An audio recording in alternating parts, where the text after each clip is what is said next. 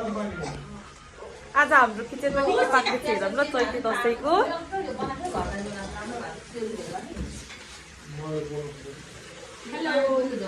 भाउजू के गर्दै हुनुहुन्छ?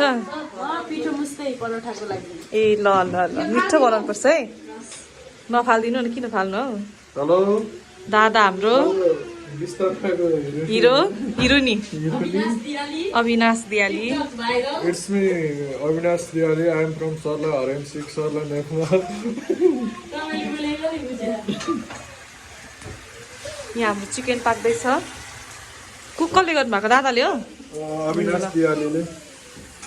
यहाँ हाम्रो रेडी भइरहेको खानेकुराहरू आज चैते दसैँको।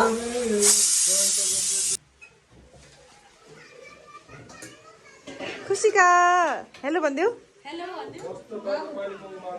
सानो थ्याङ्क यू भनिदेऊ। खुसीका खुसीका हुँदैछ रोटी। गाइज हाम्रो मासु पाक्दैछ।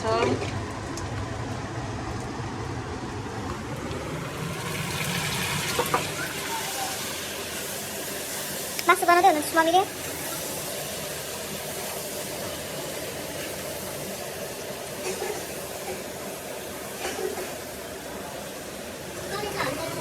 यहाँ कलेजो, यहाँ मासु बन्दैछ गाइज। यहाँ चाहिँ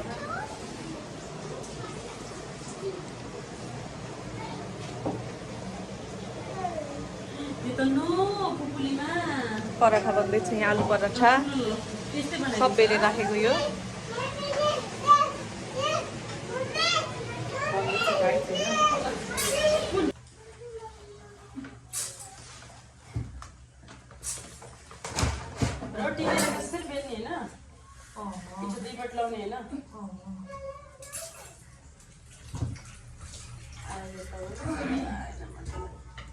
म बेच्छु तपाईँ बनाउनु फुटिहाल्छ नि।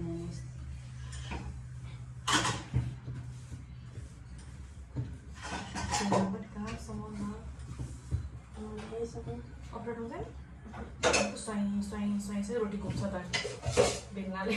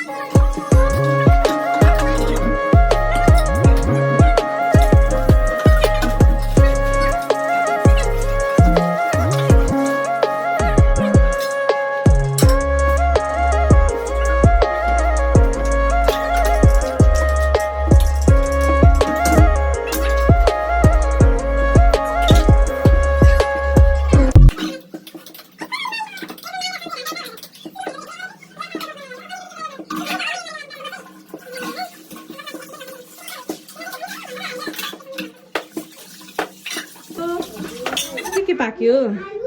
मासु पाकिसक्यो। अब यहाँ पराठा लाग्दैछ। दुईटामा पकाउँदैछ छिटो छिटोको लागि। ए भोक लागिसक्यो भनेर भाउजू? यहाँ चाहिँ पाकिसक्यो। हेर्दै खाम खाम लागिसक्यो भाउजू। कतिखेर हो? अब पाक्न आँट्यो, धेरै टाइम लाग्छ। त्यही भएर मम्मी भाउजूले फर्स्ट टाइम हेर्नु त फेरि योले यहाँ पराठा चिकन यहाँ कलेजो बन्दैछ हाम्रो खानेकुरा। कस्तो भएको छ?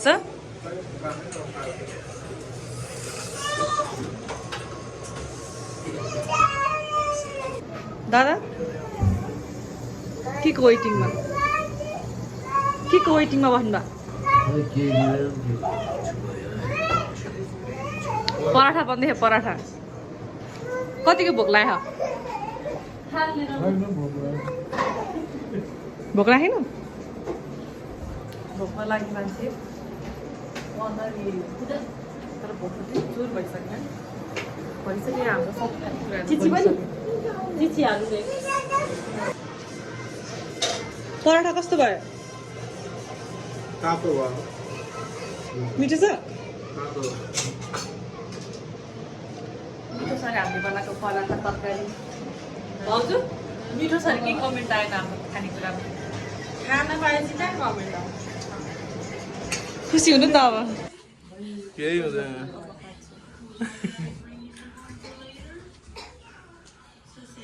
के टेस्ट कस्तो छ भन्नु मिठो